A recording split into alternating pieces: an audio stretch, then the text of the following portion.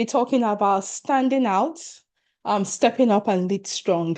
So it's one of the leadership masterclasses that I run, and it's really for all stages of leadership, whether you're an emerging leader, you're someone aspiring to leadership, or you really, at the top of your career. Well done. Welcome, Habimbola. Then this will be relevant to you. So for those of you that do not know me, I am Buki Ishola. I work I really see myself as a leadership success partner. So working with individuals to elevate their leadership, to elevate their show up, or working in organizations. So organizations hire me to support the employees, and I have individuals hire me on a private basis to support them. Um, One of the main tools that I use in my work is coaching, but I'm more than just a coach, a strict coach where it's all focused on coaching. I use other tools to really help you evolve and become who you desire to be in your career. So welcome again. And so I've been coaching for the last 6 years. And prior to coaching, I had a corporate career. So I spent 15 years in the corporate world growing my career. Originally trained as a pharmacist at King's College London. Halfway through my degree, I realized pharmacy wasn't going to be the way. I was quite commercial minded, and I realized I should have done something related to business. So I finished my degree and then joined Ernst & Young and trained as a chartered accountant, specialized in corporation tax. So I grew my career in tax consulting, supporting large organizations around their on the tax affairs, whether it was their mergers, their acquisitions, just really becoming a tax advisor. And, I'd always been passionate about personal development. That's the story of my life. The Bookie that exists today did not exist 10 years ago in all the different ways. I was a shy. At the start of my career, a senior manager described me as reticent. So I was quite shy, but I was also quite driven. And the version of me that was showing up then, I knew that wasn't going to get me to where I wanted to go. So I'm a woman that has just worked on herself to become the person that she desired to be. So the work I do now as a coach is just the current evolution of my growth. And that is really what I enjoy doing, really helping people to grow. What is the version of you that you want to grow into? What is the version of you that you see? And are you willing to do the work to become that? Because I truly, truly believe that is possible, that we can. And life doesn't revolve around us. Life doesn't take place in a vacuum. But when we're clear on where we want and we're willing to do the work, then we make it possible. Okay, so welcome again to everyone that has joined me, just sharing a little bit more about myself. And we'll get into the slides. But before we get going, let me know why you're here. What's one key thing that you'd like to walk away with? What's one key thing that you would like to walk away with? Let's get some conversations going in the chat. What's one key thing that you would like to get going?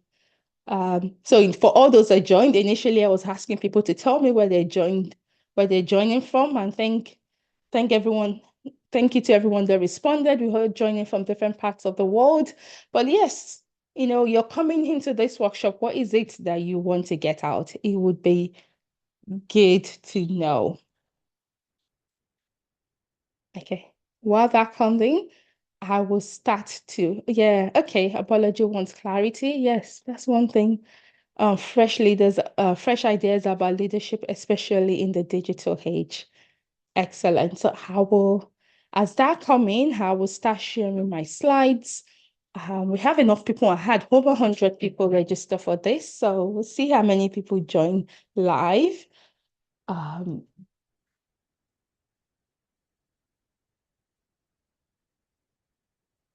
So I'm going to be sharing my slides shortly. Just get it.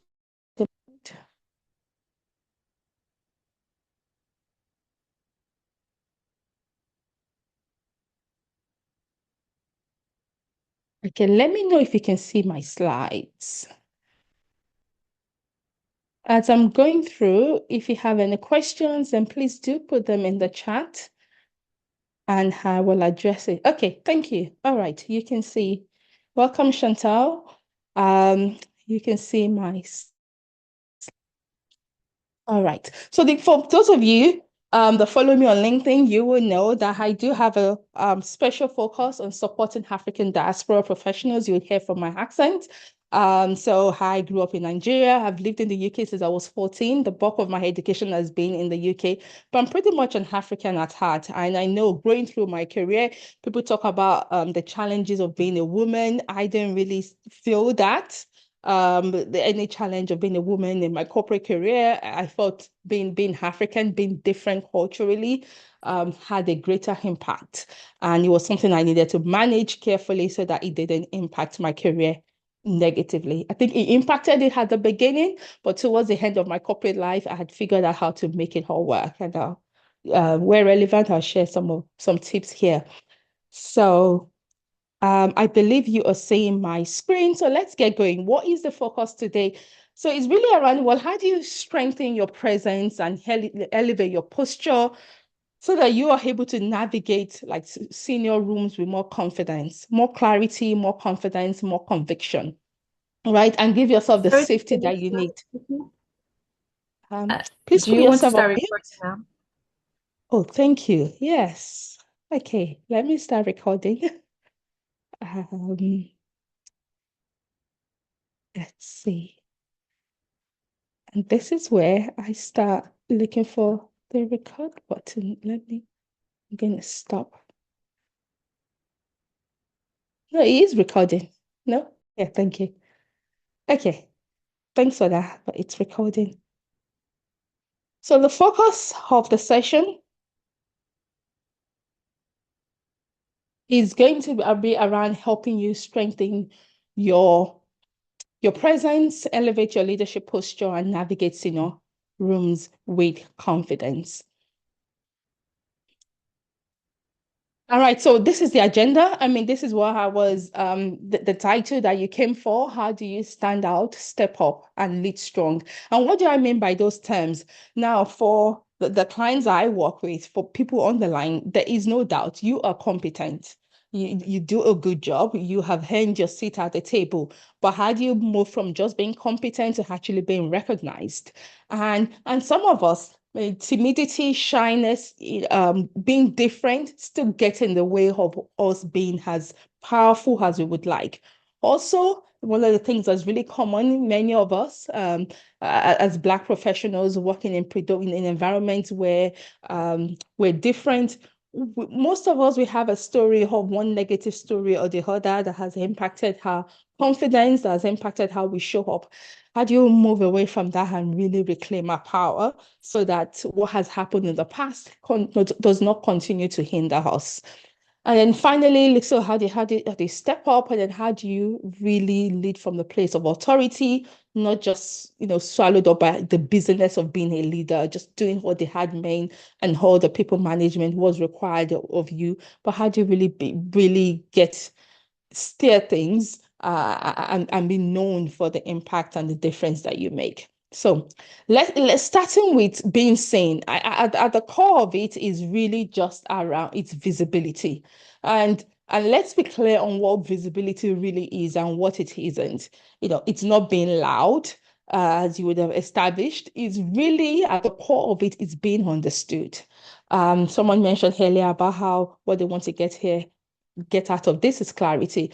Visibility is really around people being clear on the value that you bring and on your contribution. And that is for each of us to engineer. So many of you are on this call because I was visible. Somehow you came across, I reached out to you, I connected with you, or I invited you to this in one shape or the other. So I am deliberate about not waiting for opportunities to find me, not waiting for the people that will benefit from my services or from knowing how I contribute and the difference I make. I'm not waiting for them to discover me. I am proactively engineering being in the ecosystem that they're in and being available for them to see me. So your visibility is really around allowing yourself to be understood for who you are and what you do. And it correlates to the opportunities that you get. The reality is we are busier than ever. right? We are busier than ever. And what that means is that we have to be more intentional in bringing about the things that we want in our career. Being known, being front of mind means people remember you. Not front of mind means people forget about you.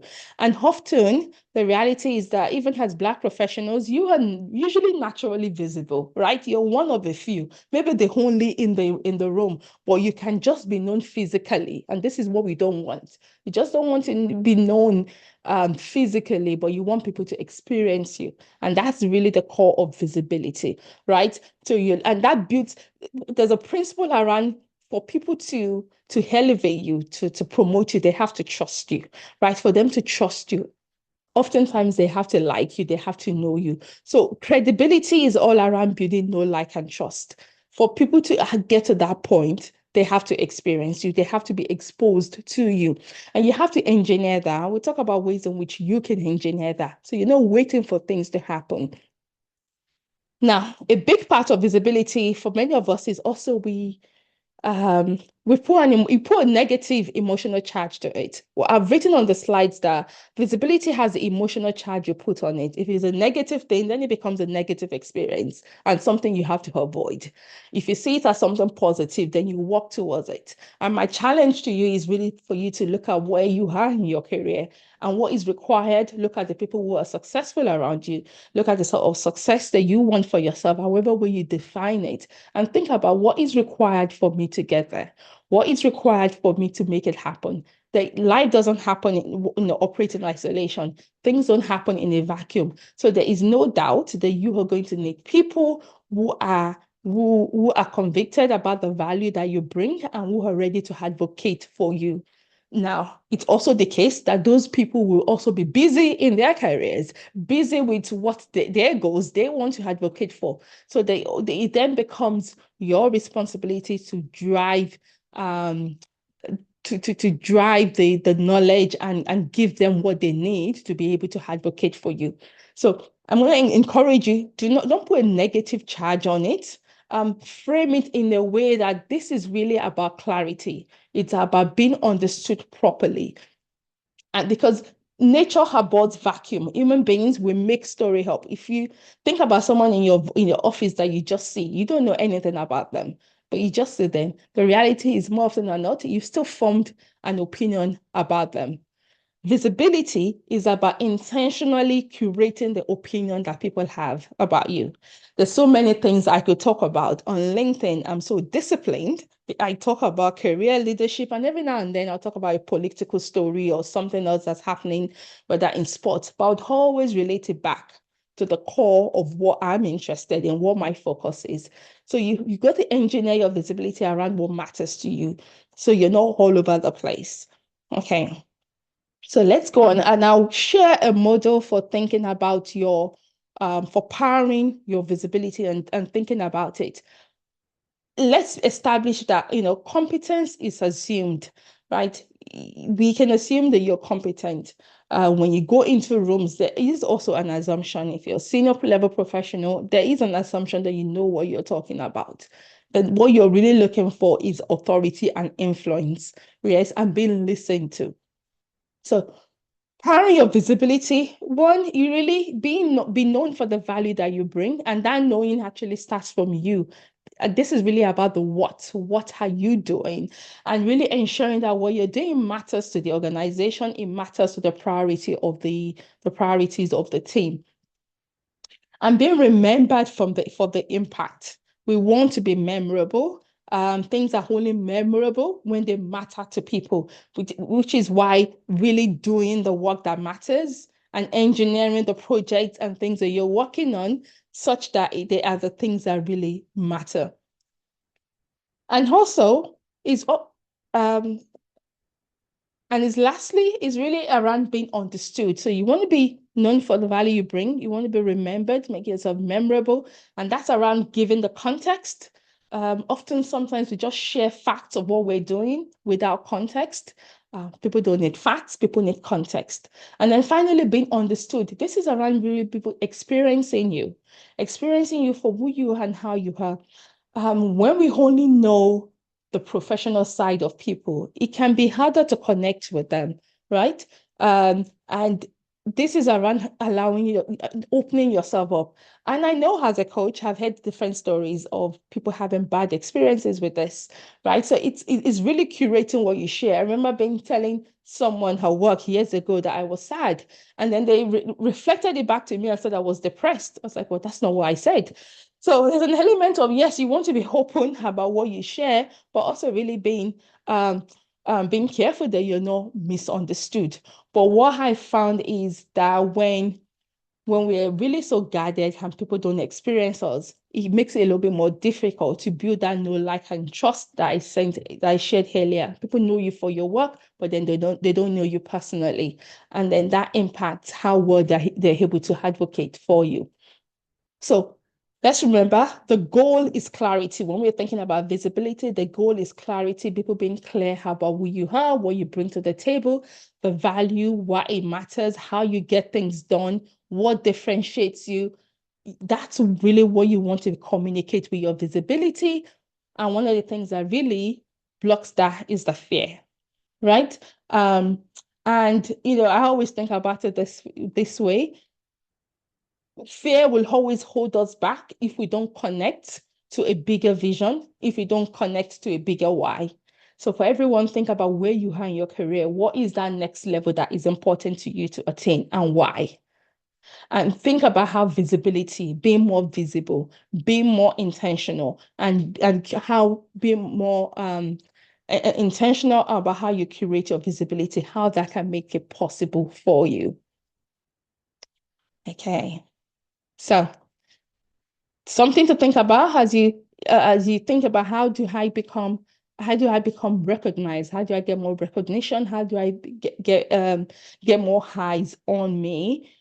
Really be clear on the value you bring and be ready to communicate that. That is really about the what. Being clear on why it matters. That's the impact, not just giving people information, but like I said earlier, really giving the context. And then also your presence, how you are getting things done, like the relationships that you are building and how you're connecting with people in your leadership. That really begins to, that matters. And really, that's really around how you engineer your own strategic visibility. So at this point, I'm going to pause and ask you to really think about these questions and, think about the value you had in your organization. How many times do you go to meetings and you tell yourself, oh, you just can't be bothered to share that, or it's not necessary to share that, or it's not important to share that? What you're doing in reality is really under signaling your value, because again, it would be lovely if all of our leaders were very attentive and they were very intentional and very inclusive, but people are busy. They're not. So what that means is that you have to be the driver. You have to drive people really seeing what you're doing and how you're contributing, because that will accelerate you getting to the next level, and not just to the next level. People leave organizations. In your career, you want to be building those relationships so that years down the line, an ex-boss remembers you and they reach out to you for jobs. I have clients who have just gotten jobs that way. They're fine, they're happy where they are, and then they link the message from someone they've worked with before that they had an impact on, and the person really inviting them to join them in the new organization they're in. So I want you to think about those questions and think about, what needs to shift for you. Where are you shrinking? Where are you understated? But for that last point, one of the areas I'm going to ask you to pay attention to is really how you react in different rooms. Think about rooms that you enter and you sit, with shoulders high, really comfortable. And think about other rooms where you enter, virtual or physical rooms, and your shoulders slightly drops and you take up a little less space. Your body keeps score, your body keeps record. Often your body is telling, the way your body is reacting, it's telling you what's really going on in your mind. Those are clues as to places where you want to, recalibrate your presence and pause and think about, actually, what? Why am I feeling smaller in these rooms? Why is my body just, taking a smaller position in this room? What's really going on? How am I seeing myself in this room? What am I thinking about my contribution? How am I thinking about my value? Your competence is not in doubt, right? But how you are seeing yourself may be what you need to work on. So let me pause. Any questions in the chat on this?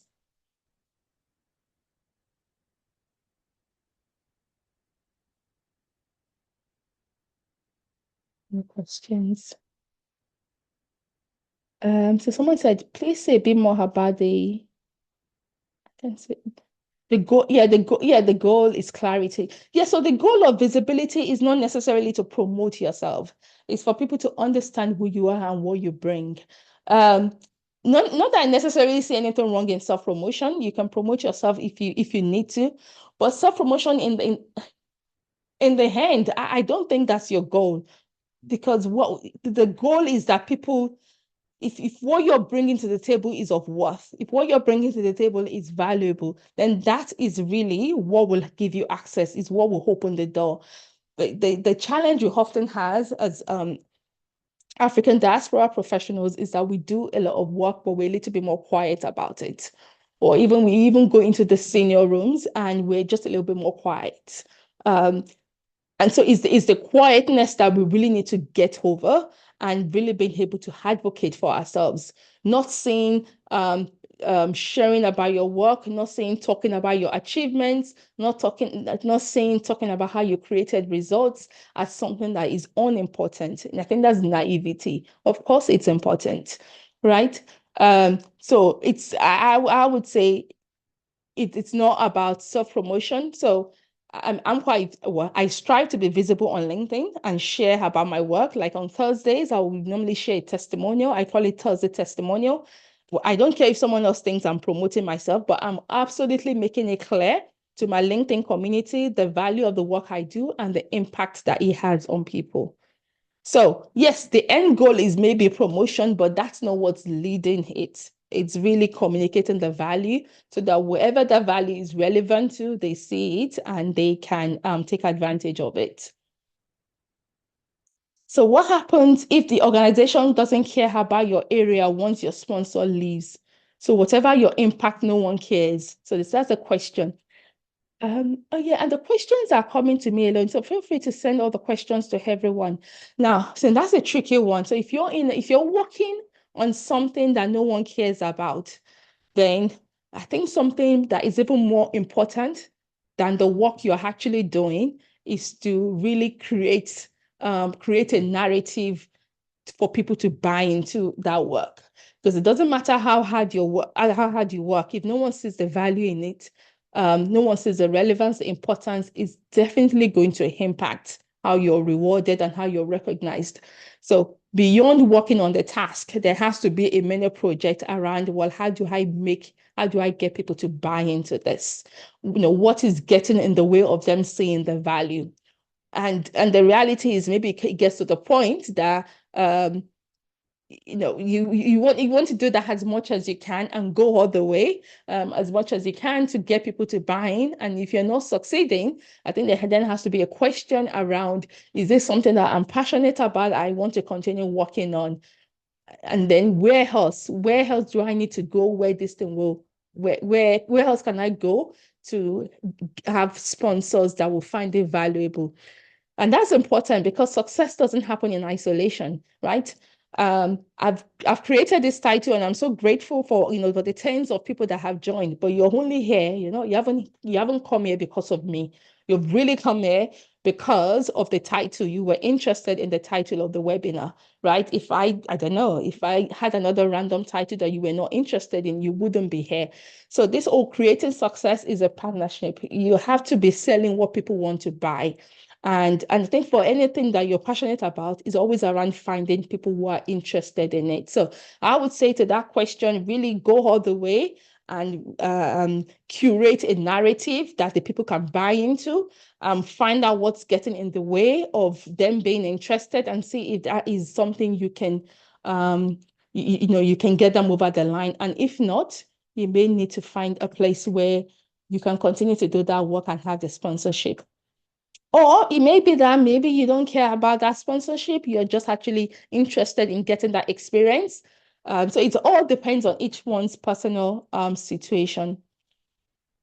All right. Okay. So let's move on. We've done standing out. So there's another great question around how do you build um so yeah, Helen makes a good point as well around how do you have more than one sponsor? How do you create you may need more than one sponsor and not be dependent on one leader to vouch for you. Yes, I think that's a very good point. You don't want to be dependent on one person. When it comes to your personal career, you don't want to be dependent on just one person. You want to build relationships across board with different leaders. When it comes to projects that you're doing, where the main sponsor of the project leaves, that can be a really difficult thing because if there was just one particular person driving, interested in that project, once they're gone, then yes, others may want to may no longer be interested. Okay, so let's move on to stepping up and how we'll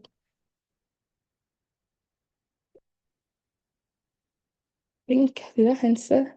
So when you ask around strategies around building sponsors, one of the things I observed actually when I was in corporate, and I still see it there, you see a lot of like Black professionals going around asking for sponsorship. And our white counterparts are actually just building sponsorship naturally. So your default position, first of all, is to build sponsorship naturally. So it comes back to what I was saying earlier around really just building relationships, allowing people to experience you, making yourself available, obviously leading with value, because that's really important. So you want to build sponsorships naturally. You want it to evolve. But then if that's not happening, then just ask, right? But don't lead with it. Obviously, you have to lead with value. And I think that's in my corporate career, that's actually how I got sponsors. It was developed naturally as opposed to asking for sponsorship. So making yourself available, that would be the best way that I would advise you to go around building strategies, having strategies for building sponsors. So the next thing we're going to talk about is stepping up, right? And stepping up in your career is not about doing more. I'm not talking about doing more. You have a lot of on your plate already. It's really not about doing more, but it's really around changing your posture. Okay, so what do I mean by that? I can get my slides going.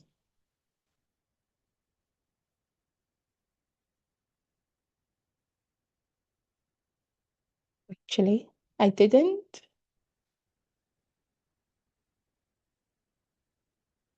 Let's share more.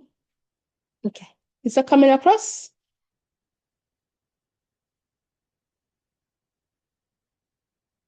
Yes, it is. Yes. Okay. Right. So I was talking about earlier around the VIP, very important personality. You really want to be that in your own way, in your sphere of influence, because that's really important, because that's what we pay attention to, right? Think about anywhere you go anywhere, isn't it? They pay attention to the VIPs. So you really want to be a VIP in your field, in your domain, in your own little way. And these are the two areas that are really critical for you to do that. Number one, you need clarity. So clarity in terms of your context. Um, which is what we've just been talking about, really, your organization's priorities, your team dynamics, what is rewarded, because you don't want to be the person working on what people don't really care about, because it then becomes there is no incentive for them to reward you or to give attention to it because it's not important. We're all naturally selfish. You only care about the things that matter to you. So you want to be very clear on your context and then your own identity, who you are, what you bring, what your goals are, because you want your visibility to be strategic, not all over the place. You want it to be targeted. Remember, you don't have time, right? You don't have time to be everywhere to attend everything. You still have to get your work done. So engineering visibility is on top of delivering, maybe sometimes over delivering, really maintaining your A game. So you've got to be really strategic around what you are accepting, which means you really need to know where you're going and why. So stepping up. So stepping up, like I said, senior roles, they require clarity, grounded confidence, well-framed insights, your judgment, your discernment, all of that. That's really what you are rewarded for. And quite frankly, your political savviness, right? And your political savviness will mean that you frame how you share your insights in a way that lands well with the room. That's all what is expected. So when it comes to stepping up, it's not about doing more, it's an identity and posture shift. What that means is that it's really an inside job. We're not talking about surface level pretending, fake it till you make it, all of that. You can start from that, but trust me, that's not where you want to stay. You don't want to build your career on faking it. You want to build your career with an internal strength, internal fortitude that is carrying you through.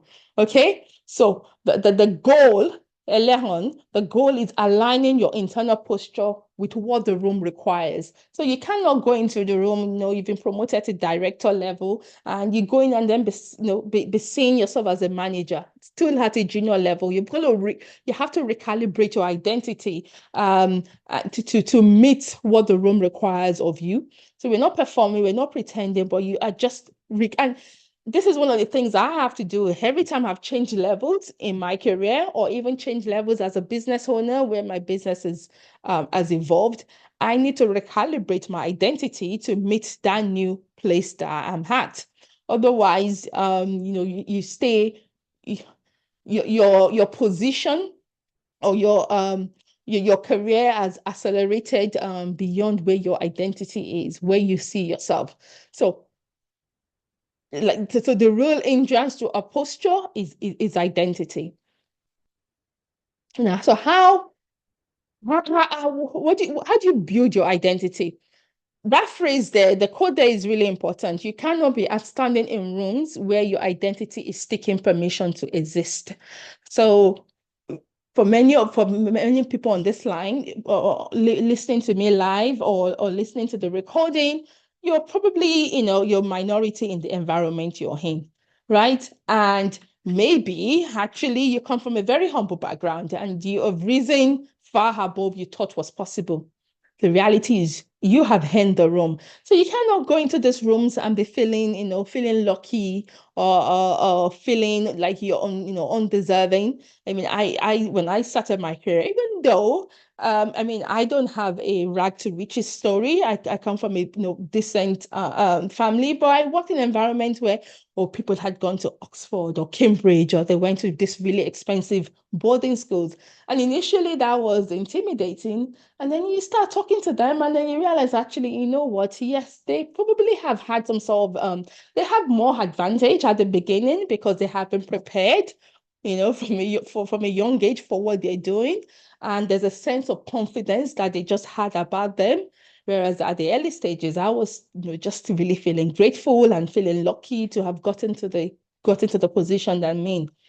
But as you have evolved in your career, and certainly as I evolved in my career, and I saw the value that I was delivering, but then feeling lucky and feeling grateful, yes, you still feel that I'm a person of faith. So I'm always grateful to God for all the opportunities I get. But that gratitude doesn't make me go into the room and begin to feel less than.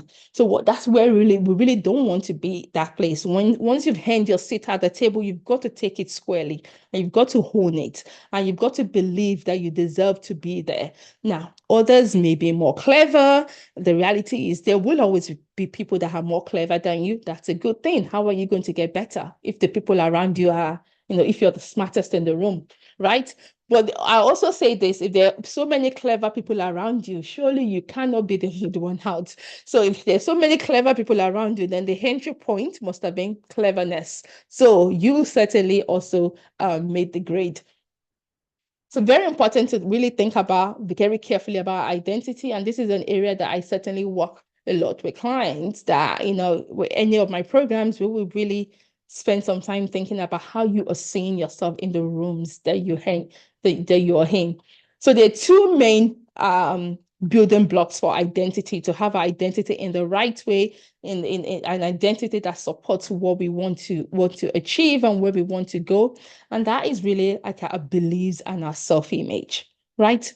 And beliefs are really important. Beliefs are the architect of your life. That is what is shaping your experiences, is shaping how you relate to your world. It is the lens through which you interpret things, right? So if you've got two professionals and one of them, believes others are better than them, and one of them just doesn't have any belief around that, the way those two individuals operate in the environment will be different, believing others are better than you may cause you to shrink. Others believing others, you and your colleagues are just peers. That's, you will then feel more comfortable to stand shoulder to shoulder with them. So your beliefs are really shaping what is possible. What do you believe is, what do you believe is possible in your career? What do you believe is possible for you to achieve in the organization you're in? Are those beliefs actually rooted in facts, or are they rooted in your own perception? And I said it earlier, as African diaspora professionals, as Black professionals, yes, we have the added challenge of bias, racism, and prejudice, and all those things are real. We're not underplaying that. But one thing I always stress is you really want the problem to remain with the other party. You don't want to internalize that, because internalized racism is it's terrible, where you really almost begin to expect less of yourself and think that less is possible for you. When you have that belief that is limiting, that is crushing. So really, your beliefs will shape how you see yourself. So self-image will shape how you show up, right? Self-image will shape how you show up. Um, um, and self-image is not what you see in the mirror, right? Self-image is not what people say about you. Self-image is how you see yourself. Is how you see yourself. And it's so important that how you see yourself, you have moved up in your career. Somehow, positionally, you can be, at a higher level, but still seeing yourself as someone a bit more junior. You could still be driven by your experiences in early career, right? So it's again really important that we recalibrate and really check in, like, okay, where I am now, what is important? How do I need to see myself? The room that I'm in, what does it require of me? What does it demand of me? And where am I lacking in the way I am showing up, in the way I'm conducting, in the way I'm seeing myself? Okay. There are a few people who have confessed to me, they're leaders, but deep down, they don't really see themselves as leaders, right? What that means is that their influence will naturally be reduced. Their authority will naturally be reduced. So they have the title, but they don't have the posture. They have the title, but they don't really have the belief to back it up. They don't have the self-image, really seeing themselves in the way that allows them to really propel their career and show up fully and drive initiatives and truly lead from the front. So why is identity important? Because ultimately it drives your self-efficacy. And that's just a fancy psychological way of describing confidence. Your sense of enoughness, your sense of, oh, I can overcome challenges, I can figure things out. All of that is really driven by your self-efficacy. And often, people will say, oh, imposter syndrome or lack of confidence. But what is at the root of it is there's something about the way they are interpreting themselves, interpreting the environment, how they're seeing themselves. That is really what is limiting their confidence. So your identity will fuel your self-efficacy, and your self-efficacy is what drives whether you rise or shrink. It's what allows you to stand tall or to actually adopt a smaller posture. And also not just your rise, it's also the pace of your rise. The first organization I worked in, it was time for me to move on and find another role. And I was interviewing for a much senior role. And I remember, I went to the interview and I said all all the things. And at the end of it, the person that was interviewing me actually said, I hear what you're saying, but something isn't quite right. I can't. This was years ago. Maybe now they probably wouldn't see anything because that would be too risky to say. And but I just can't piece it together. So they did offer me the senior role that I wanted. They offered me a role lower to that, which I turned down because I knew that wasn't what I wanted. And I went back to the drawing board because what they couldn't articulate, I knew what it was, that it was deep down internally. I was saying all the right things, but energetically, I wasn't truly bought into what I was saying. Okay, I know what I need to say to get this position, but do I truly believe I can operate? I can move in that. So I had to go back, really and do some self-work on myself to recalibrate my posture. And then the next, so I took a break. It was about 2 months break to do the work, and then I started interviewing again. And I remember the recruiter told me, I named the offer that I wanted, the salary I wanted, and the recruiter told me that's not going to be possible. You can't jump from where you had to that place. I was like, well, this is what I want, and I got it. Not only did I get it, the role that I did, they wanted me so much that they expanded the salary band. And why did that happen? It was because I just did that work to be sure that I wasn't just speaking, because the reality is your words carry a frequency, your words carry energy, right? That's why you can go into a room and pretending to be confident is different from when you are truly confident. The power and the force that your words come out with are quite different.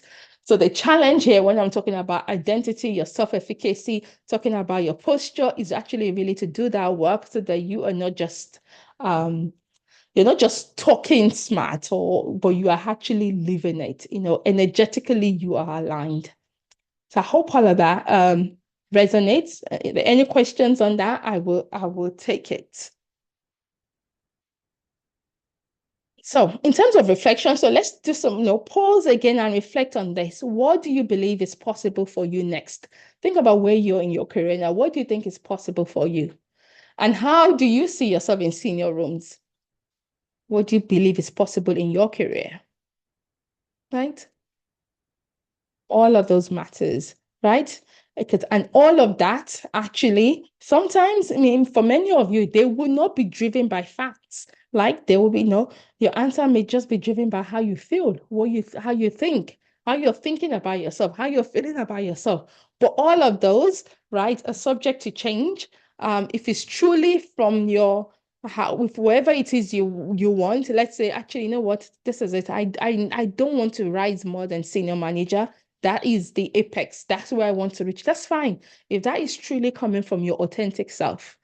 But if it's coming from the version of you that is fearful, or the version of you that thinks it's not possible, or that thinks they won't give me the role, or I can't rise faster than this because of them, all of that, then how we challenge that is limiting, that recalibrate your identity and begin to see yourself as someone who is capable of becoming that which you want.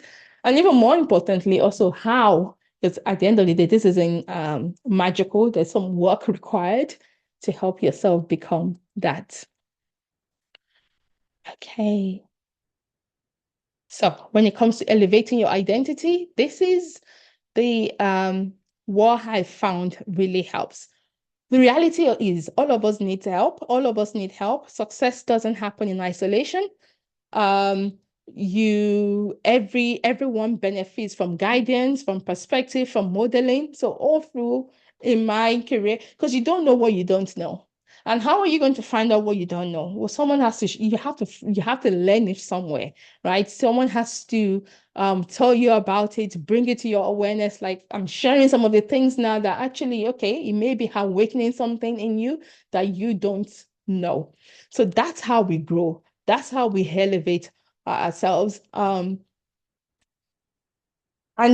we grow faster when we see ourselves clearly and we feel supported. Um, if you want speed, a key function of having speed is clarity and having support.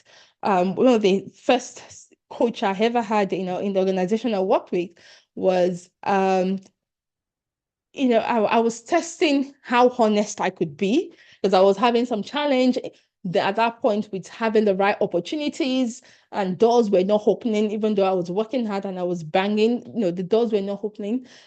And, I didn't have as much wisdom and maturity as I do now or I did later on in my career. And I remember speaking to the coach and really, I didn't feel comfortable to call out that I think there's some racism going on and then some prejudice because other people are getting the opportunities. I'm not getting it. And I was testing the waters and beating about the bush. And the woman really couldn't read between the lines, which meant the coaching was really effective. And I wasn't bold enough to name it for what it is because it was it was a coach that was sponsored by the organization, and I didn't know whether things would get back. So the point I'm making there is that, if you're going to get support, often many of us, we have coaches that are appointed to us internally. Yes, that's helpful if you can be totally honest and get to the root of issues and get the right support you need. But if you're dancing around issues and you cannot be totally honest around what's happening, what that means is that the coach is going to be limited in supporting you. So we grow faster when we see ourselves clearly and we can get the right support that we need. Someone can help us peel through the layers and get us help. So the point is you need a guide. You need a guide to enlighten you, to coach, to model, to lead, okay? To show what is possible in order that you can then see your blind spots and see what is available to you. So let me look at the chat and see if there are questions for me to take. So Olamide said, believing you're always better than others may stunt your growth. Sometimes it's good to think, I don't know. I disagree with that. I don't think you need to think others are better than you.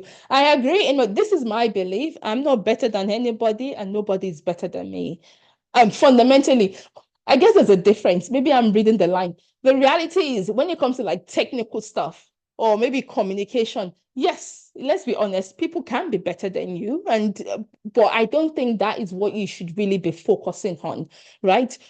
Because the reality is the best person doesn't always win, right? So we watch football matches, right? And what happens is not always the best team that win, right? There's so many things that influence how well we do in career. So I would encourage, don't really focus on who is better or not better. Just focusing on the value that you bring and how you can elevate and become a final version of you. It's where your energy should go. Because we don't want to get into the game of really comparison. So Olamide, yes, I think maybe I spoke too soon. I see the point you're making.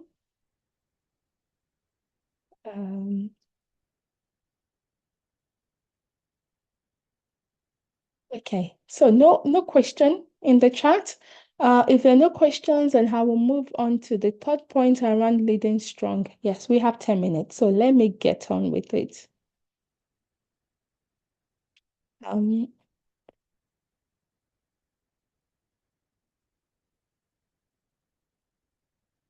Right. So leading strong. Okay. So leadership, we all define leadership in different ways. For me, if you think about leadership, ultimately you are creating results through people. What's the difference between a leader and an individual contributor? An individual contributor, they create the results alone. A true leader cannot create their results alone. They have to create results through people, right? So what that matters is, well, you need to have a vision. You have to develop, shape, and drive a vision, whether that is for a team of 3 or a team of 20, a team of 70, or maybe you're leading an organization, right? You're leading a business unit. Fundamentally, you've got to have a vision. And if you've ever worked with a leader that doesn't have a vision, then you know how frustrating it is, because you are just moving, just activity, but there's no clear goal. Right? So beyond developing, shaping, and driving a vision, it is also inspiring and enabling the people to deliver the vision, right? You've got to inspire them, but it's also enable them, right? So that is, having the environment that allow them to thrive. And finally, holding the tension that comes with executing the vision. There's also the politics, the difficulties, the people issues. Leadership in 2025 is hard. Many of the leaders that I work with now, they are stretched. Someone was telling me recently that actually, the team at its best should be a team of 12. Now they're a team of 3. You can imagine how stretched and stressed that leader is. So leadership is, in 2025, because of all the cuts and the rehugs, is really, really stretching. And what that means is that leaders, you have to really take time to expand your own capacity so that you can hold that tension effectively and you're not carrying the burden alone, right? You've got to expand your capacity. So how really do you do that? A key driver is really influence. Being able to deliver results is really building on your influence. Now, everything I've said so far really is contributing to the influence that you are going to have in the environment that you're in. How visible you are, what people know about you, how connected they are to you, the respect they have for what you do, the respect for they have for how you get things done. To the extent that is available to them, then the more influence you can have over them. To the extent it's available and is respected, that gives you more leverage. So, but what are some like hindrances, like derailers of influence, especially for us as Black professionals? There is a misinterpretation. I told you when people don't know who you are, they make up stuff. And even sometimes when they do know, they do misinterpret. We suffer from misinterpretation around based on how we operate. I remember there was a time in my career where I had a nasty boss. But being a person of faith, you won't find me down. Right. I wake up in the morning, I read my Bible, I say my prayers, that will energize me for whatever I need to deal with in the day. And I had someone who was really a bully. And somehow the bullying wasn't getting to me. And then that created another narrative around, there's a lot of pretense. I can't really get through to her. I don't really know who she is. So you can be misinterpreted. So what that happens, yes, that really begins to derail your influence in the organization when you have people who are spreading, for example, untrue things about you. So that is other people misrepresenting you. But what's really more important is that you don't misrepresent yourself, right? You don't misrepresent yourself by shrinking, by being overly shy, timid, all of those barriers. You want to work on it and get over it. And then you don't want to have shaky identity. You want to be grounded in who you are and what you bring to the table, what you're about, what your strengths are, what are the areas that you need to grow in. Okay, really being clear about that. And not allowing things like feedback, all of that to even derail your identity and how you're saying yourself. So just take it as what it is, somebody's opinion. Do you agree with it? Do you want to work on it? Matters like that, but not personalize or internalize it.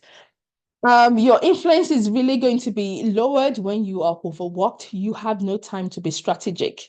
And that's a real tension now, where you are overworked. Perhaps you're not delegating enough. You don't have enough people to delegate to. Wherever you have to create space. It doesn't matter how stretched you are. Leaders, it's so important that you are creating space to strategize, to think, because that allows you to actually go into rooms with more influence. And then not advocating strongly enough for yourself, not advocating strongly for your team, you are going to lose you're going to lose respect within of your stakeholders, of people around you. So be mindful of all of these areas because influence is key. You have to cultivate it intentionally. And what are some ways? Think about this model that I use personally, in my own leadership, and I also share with clients. Number one, so someone said it earlier, it's not around. You don't necessarily have to think other people are better than you, but just be humble, right? Know who you are, know your strengths, know your weaknesses. Don't have there are different ways, there are different types of pride. There is the pride of I'm better than other people, but there's also pride that is a bit more subtle. The pride that, I should be this, right? Maybe you're starting a new role and yes, I should be excellent already. Maybe that's not real. And the desire for that actually really drives you crazy. That's a form of pride. Be humble and be realistic about what you can expect of yourself. And just know, if you're not at the top of your game in a particular area, it's okay. If you desire to grow, then grow in it. So having that grounded identity is really good. It also helps you so you're not intimidated by others who are better than you around you. If others are better than you, that's fine. But if you're not humble, you're going to be intimidated by it. You're going to feel everything is going to feel like a competition. So humility really goes a long way in being allowing us to actually be effective and to have influence because it's also connected to our emotional intelligence, where you have a balanced reading of yourself, a balanced reading of the others, balanced reading of what's happening in the room. You can read the room effectively, and then you're able to respond, not react. Okay, you're able to you're able to be clear-headed. You're able to get to the source and the root of matters, because when we react from our emotions, if you're being led by emotions, it's all the emotions itself is just an alert. Like for example, a fire alarm, right? It tells you there's a fire somewhere. To actually quench the fire, isn't it? You really need to get to maybe the source of the fire. That's how your emotions are. Is really, yes, they are communicating, but what the underlying message is what you need to get to. And often sometimes when we're not emotionally intelligent, we're flying off with our emotions, or we're allowing other people's emotions to trigger us, and we really don't get to the root of things. So getting to this root of things are some of the things that really help my clients in my work to understand and do, so that they can be a more effective leader. And then really observing your environment. We learn a lot about observation, having context around what is happening, because that allows you to understand the dynamics, then allows you to understand how to play the game, the game of life, the game of work, game of career. It is a game. It's a serious game. You spend a long time at work. You want to learn how to play it effectively. So think about, when at the HERO, which of those areas do you need to strengthen for yourself? If you strengthen it, how would it shift your leadership? Because if you're going to lead strong, one of the areas you're going to have to elevate is your influence. How you're influencing your stakeholders, how you're influencing your team members to do more. Sometimes you go over and above because everyone is stretched. Everyone has to do a little bit more. The better the relationship you have, the better the influence you cultivate, the more you're able to be able to do that. All right. So, what's the next level of influence waiting for you? So coming to the end of it, we're gonna stop at 5 o'clock, and then I have some slides around how I work. If anybody's interested in that, well, you can hang around and I can show you a little bit more about the work I do, but that is optional.